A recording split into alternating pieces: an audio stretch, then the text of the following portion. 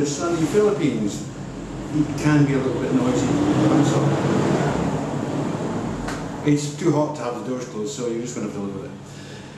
Here I am in the Philippines. It's lovely. I love being in the Philippines. It's a great place. I'm going to do some other videos about life in the Philippines and being here. But just now I want to talk about, again, about transsexualism, autogynephilia, and homosexual transsexualism, and to answer specifically a question that I was asked, and I think it's a really important one, so we're going to spend some time discussing it. And the question was, how do I know if my son, the question was put as a son, is transgender? And this is a problem, a question that many parents clearly are being forced to answer just now, and most of them don't seem to have a clue. And I have to say that many of the people who are apparently advising them have not a Scooby either, and it's really a scandal. To recap, with male to female, we will talk about female to male in a moment, but with male to female transsexualism, transgenderism, there are two distinct types. Right? One type is called homosexual transsexual, and the other one is called non-homosexual transsexual, but they are all autogynephilic. In homosexual transsexuals, the stimulus for their desire to be female is their sexuality. They want straight men. They want to have straight romantic and sexual partners. They have crushes and sexual desires for ordinary straight guys. And they know that those straight men are attracted to feminine women, to femininity. So, it makes sense. It all fits. Their whole world view of themselves and how they're going to live their lives and how they're going to find the partner that they desire, it all works if they're girls. So, boys become girls. And the thing to understand that's important in this context is that this type, the homosexual transsexuals, show very strong gender non-conforming behaviour in childhood, usually. Nearly always. They will have some history of what we call GNC. I have spoken to an awful lot of transsexuals over the years about this, both here in the Philippines and in South America, and in the West, the first world West, you know. And all of the HSTS say the same thing. You know, they started having crushes on men when they were very young. They want to dress as girls. They liked girly toys. They liked girly things. You know, this was not something they were conditioned to do. In fact, often they were conditioned away from it. They were physically beaten, and you find terrible stories actually of what has happened to some transgender, MTF transgenders,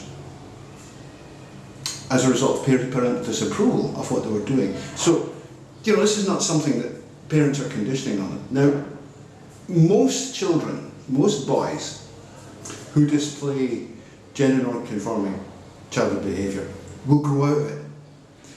Depending on the study you look at, and depending on exactly how we describe GNC behaviour and persistency, and unfortunately, the parameters tend to get a little bit mixed up between researchers, but roughly 60 to 80% of boy children who show some persistent GNC behaviour, and that means, you know, maybe a few occasions, it's enough to remark. The parents will, he seems to like playing with girly toys, he seems to like wearing girly clothes, playing girly roles in childhood role play, that sort of thing. Nearly all of them will desist, nothing will happen. They just won't take it any further. Because it's simply an exploration of gender role play, that's all it is. They're just finding out what they are in the context of the wider human society that they're struggling to understand and to become a part of. So you just don't need to worry about it. It's just going to go away. Now, amongst the persistent ones, that is those who will continue to do it after, may say, 6 months, and he's still insisting on wearing dresses, and he's still saying, no, my name isn't John, it's Jane, you know, and things like that. Of those, the majority will actually end up to be homosexual males. They won't transition. But a minority will still transition.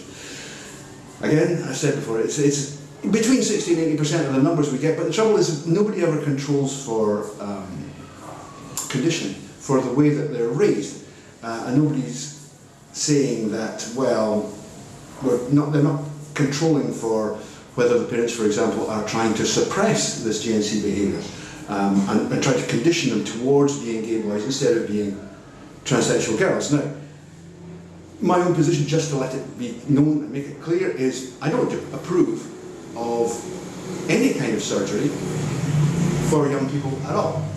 I just don't approve of it. I think people should be of legal maturity, legal majority, before they can make a decision to have irreversible, life-changing surgeries like vaginoplasty, for example. Having said that, it's their choice, and if they go down that line and that's what they want, then they deserve the support that they should get, you know, simple as that. So, having said that, I don't personally agree with some of the authorities in the field who say that it's better for a GNC boy to grow up as a gay man than to grow up as a trans woman. I don't see what grounds they base that on, other than what appears to me to be simple transphobia. It's like, oh, we would rather you were a gay boy rather than a trans woman.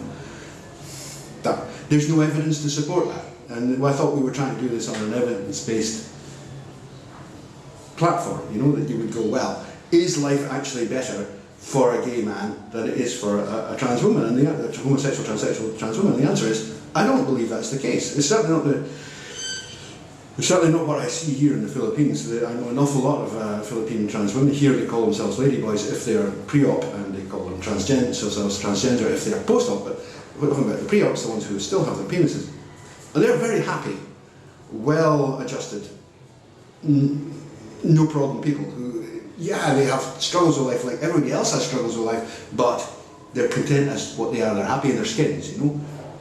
You cannot say that they would be better off as gay boys. In fact, I think in most cases they would be bloody suicidal if you did that to them. So, of this number of your children, the boy children who do persist with GNC behaviour, and I would say again, it would have to be pretty intense, and it would have to be lasting for more than 6 months. Things like complaining about what they've been called at schools, you know, and you know, you're going to know it. They're protesting about having to go to school in boy clothes and they want to wear a dress, and you're going, well, you know, you can't. A minority of them, on the figures today that don't count for influence, you know, conditioning influence, 20 to 40% still are going to be trans. Okay, so you're going to have to just learn to live with that one, because there's no evidence that you can stop someone being homosexual, right? And if that's the case, there just is no evidence that you can stop someone being homosexual or transsexual. All you can do is make them into a miserable gay man who would rather have been a girl. Great, brilliant solution, that one. From the point of view of the parent, I would say, and I am a parent of 4 children myself here, so I'm not speaking for ignorance, all you can do is be supportive and try to not let conflict with the institutions around the child become a problem. If the child wants to go to school in a dress, you know, that could be a problem, a boy child. You should speak to the school. You should also speak to the child. You should also say, well, look, you know, the school doesn't really like it. This is where I would start. Maybe you could keep your girl clothes for when you come home and just, you know, pretend to be a boy when you're at school. Play it like this, play it real soft, don't make a big deal. Don't push towards transsexualism. Don't say, oh, obviously you must be a girl, I'll buy you some girly clothes. I mean, that is just a ridiculous approach. And unfortunately, it's the one that's being promoted by so-called trans activists, many of whom apparently don't know the first thing about transsexualism. Go figure. So, don't do that. You know, don't be pushing the person into transsexualism. It's a big issue, and it's not your decision. It's your child's decision. By the same token, don't be pushing them another way. Just be supportive. Be a parent. Love them. Let them know that whatever happens, you're still going to love them. Now, that accounts for the classic young transitioning, or early transitioning, homosexual transsexual.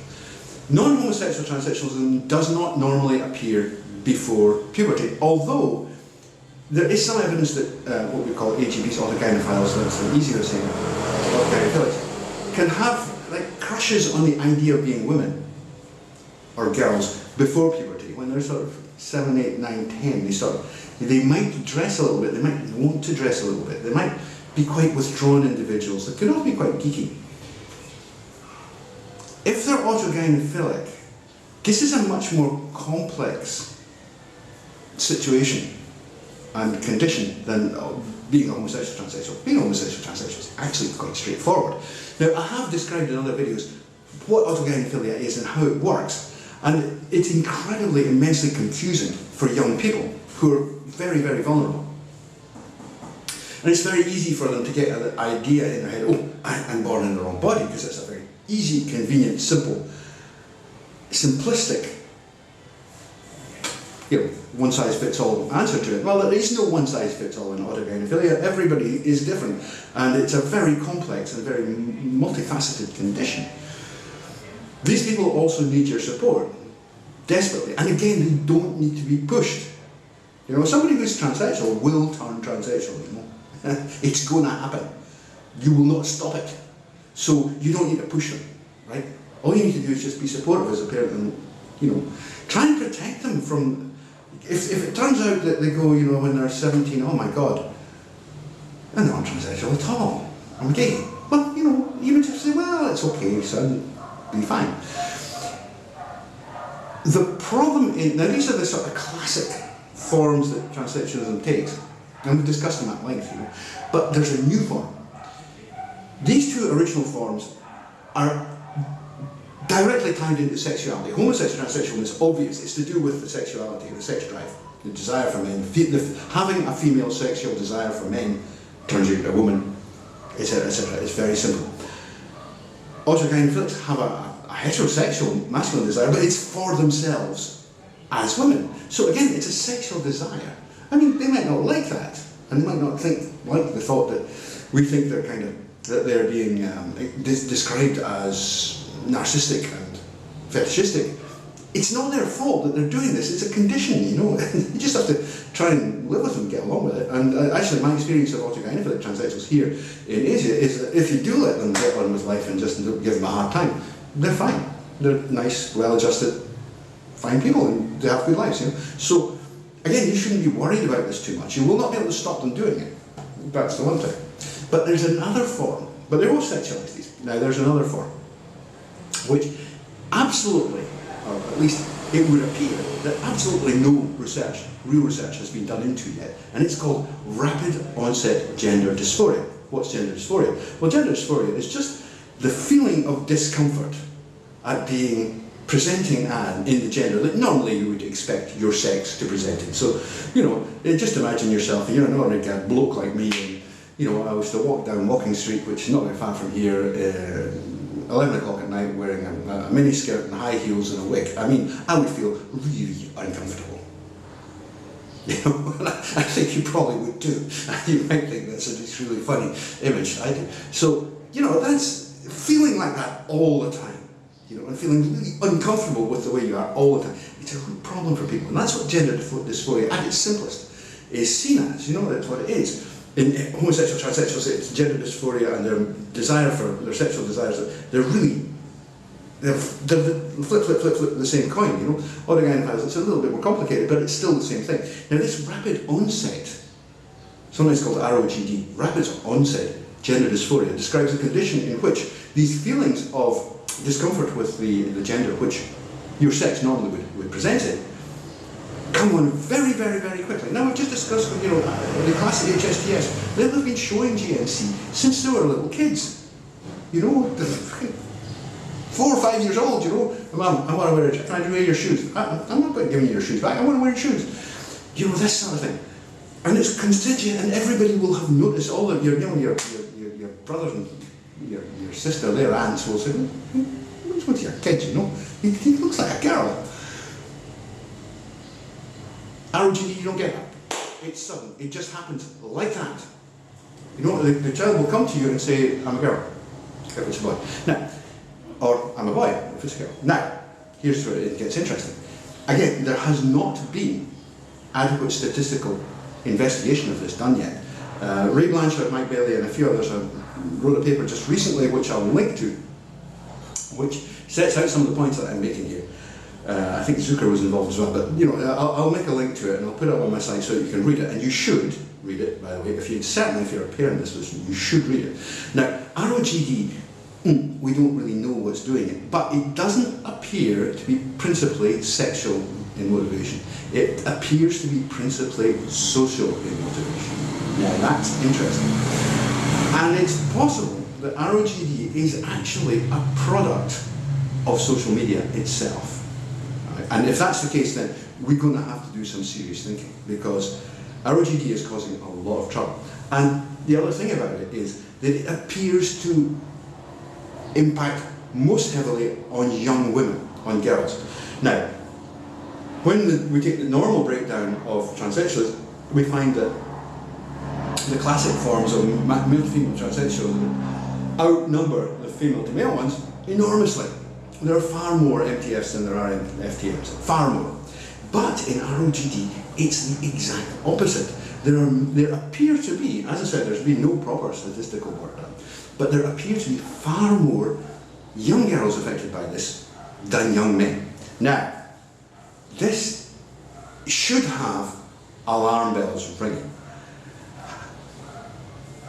Are these people actually gender dysphoric, or are they just going through a phase of development which is being modified by the influence of social media on their lives? And there are some areas, some parts of social media that, quite honestly, if I were a parent, I would be banning my kids from using. One of them is Tumblr. Tumblr is a cesspit. I wouldn't let any child who was showing any concerns in this direction on the bloody thing. I would lock it off, get some parental software and say, this is a site you can't use. I'm afraid Facebook, I would have to say the same. These are being used by so-called trans activists to promote the idea of transitioning as a politically desirable thing to do. Yeah, well, this is not about politics, this is about people's lives. And when you have young women having double mastectomies, you know, in their early teens, which is happening in the United States, not happening so much in the UK and elsewhere, but it is happening in the United States, and then they're going on towards having phalloplasty, that's the construction of a fake phallus. And they are coming forward in extremely large numbers now, at the age of 21, 22, 23, saying, my God, what have I done? I've ruined my life. I'm not trans at all. I'm just a lesbian. I just like women. You know, this is really bad. If the encouraging people to take these decisions in this circumstance is worse than reprehensible, I would call it criminal. And I personally am looking forward to many of these so-called gender therapists and gender specialists finding themselves in court answering for what they've done. Because they appear to be promoting the idea that ROGD is just the same as all the other gender forms, that we can use the understood science that we do have, and yes, it applies to you. But it clearly is not. It's just not the case.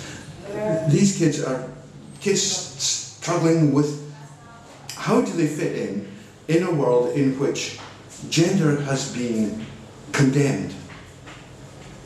You know, and you can look to the 1960s, to feminism, to the New Day Man. These are all contributing elements in this idea that we don't have firm gender norms anymore. People, particularly in the West, are trying to get rid of them. And what that does is it screws up their kids. That's all that's happening. So children are completely lost, and instead of being under the influence of a stable, understanding parents, and dare I say it, the church and the community around them, they're coming under the influence of thoroughly reprehensible people who populate sites like Tumblr and others, who are no more keen than that there should be as many trans people as possible, and they really don't care if by the time they're 20 they're, you know, absolutely ruined, their lives are destroyed. So if you're, to answer my own first question in the first premise here, if your son is coming forward with, oh, Mum or Dad, I think I'm trans, well, look at his history. You know, was he constantly wearing dresses when he was a young boy, you know? Did he like to kiss the boys and wear makeup? And if he did, well, you know, yeah, you may just have to accept it. You've got to, I don't know what's with the exhaustion. Anyway, you might just have to accept you've got a daughter instead of a son and get on with it, you know. Love her because she'll be lovely, you know. if she's autogynephilic, this will appear in the teens, but again, it'll be quite marked. You know, you'll see the behaviour, it'll keep on going for a long time, and it'll get slowly lower and more intense as time goes by. With this ROGD, when it comes on sudden like that, be suspicious. And particularly, be suspicious when it's a girl. Because in the classic forms, there are very few so-called trans men. There are very few. It's quite rare, much more rare than it is in males, male to female transsexualism is rare, but female to male transsexualism is extremely rare, right? In any study you like to do, to look at, up until very recently, extremely rare. Suddenly we've got this whoosh, big efflorescence. Now, if, as we have shown, the classic forms of transsexualism are related to sexuality, right? What has changed? Why would there suddenly be a big efflorescence? Has sex changed? Has sexuality changed? Well, no, it hasn't. What has happened is kids are getting access to social media and they're being groomed. They're being groomed to believe that they're trans when they're not. So if your child is showing this, and this is rarer amongst boys than it is amongst girls, but there is evidence that it's happening amongst boys. But particularly if you're the parent of a girl child who at the age of 14 says, oh, I'm trans.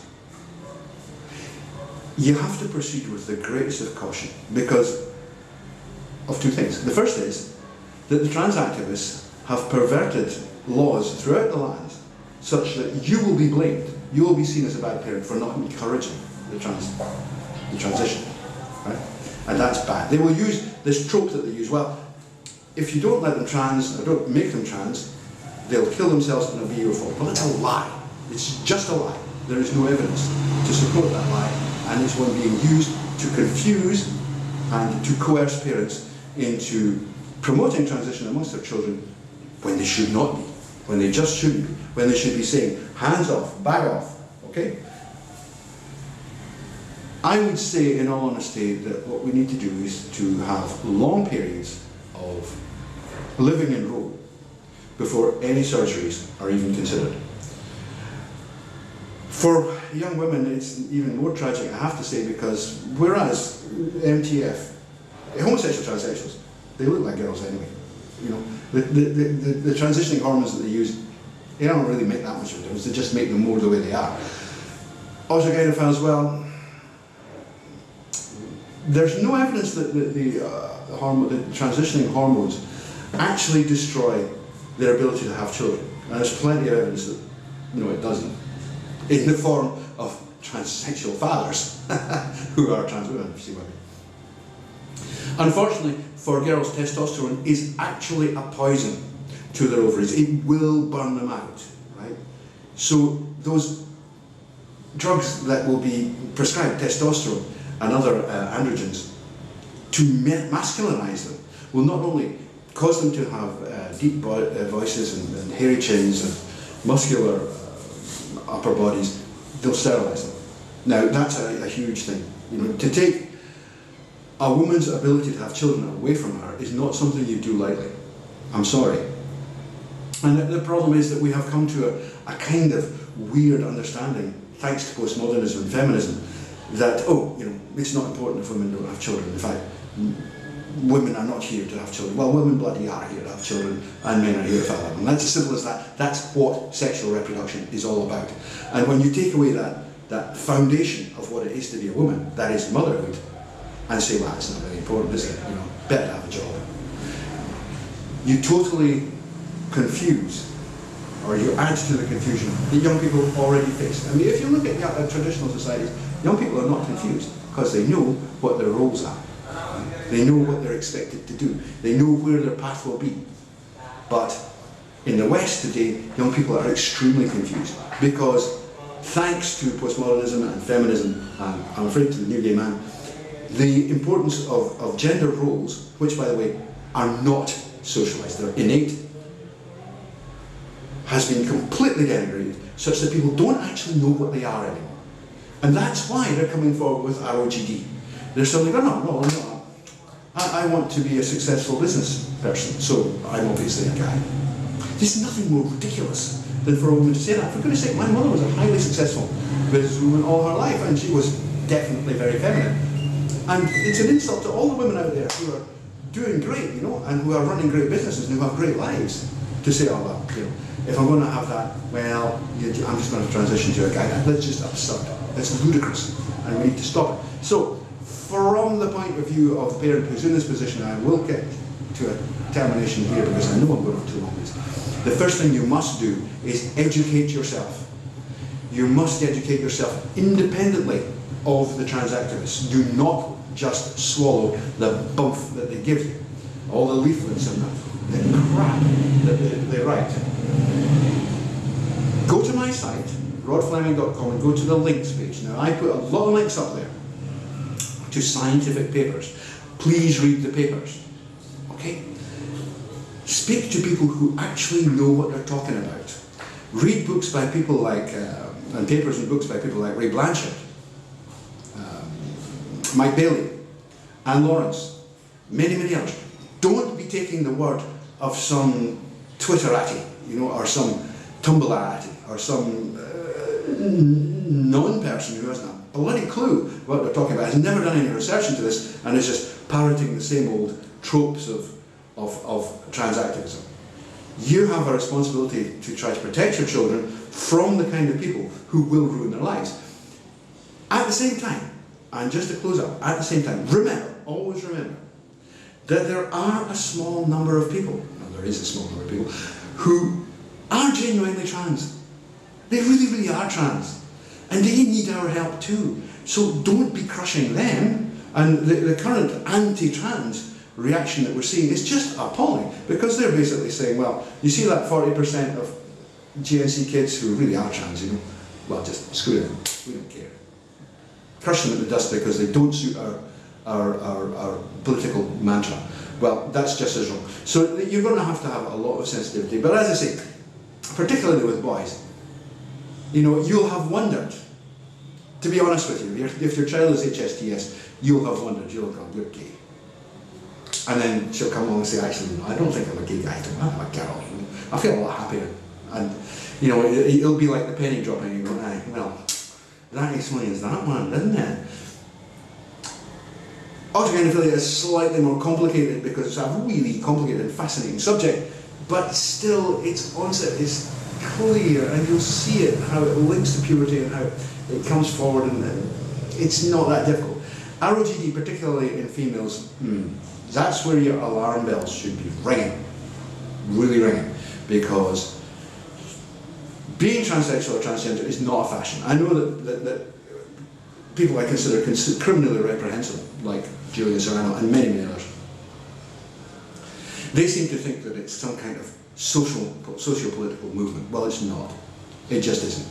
It's young people having their bodies mutilated for other people's reasons, and that's wrong.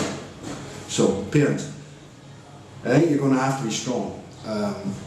I'll do another video about this because this has gone on too long, and try and give you some clues as to how you can protect yourself and support your children in the face of what is going to be a very hostile environment for anyone who says, oh, wait a minute, let's just not go so quickly.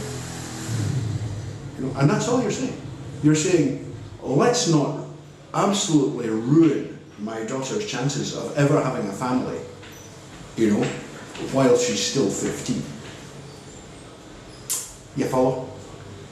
But you'll find that the trans activist lobby will call you a monster, a criminal, a person who doesn't care about their children, a bad parent, and are actually threatening now in the UK to involve social services to take children away from parents who quite reasonably say, no, no, no, I think we should wait and see. You think about that. You think where that's got us. Anyway, this has been a serious one. I'm going to do some fun ones because we're in the Philippines and we're supposed to be having fun. But, you know, as a parent, all I can say is that if you're in this situation and you're losing sleep at night and nightmares worrying about this, my feelings are with you. I'm with you. Take care. See you soon. Take care.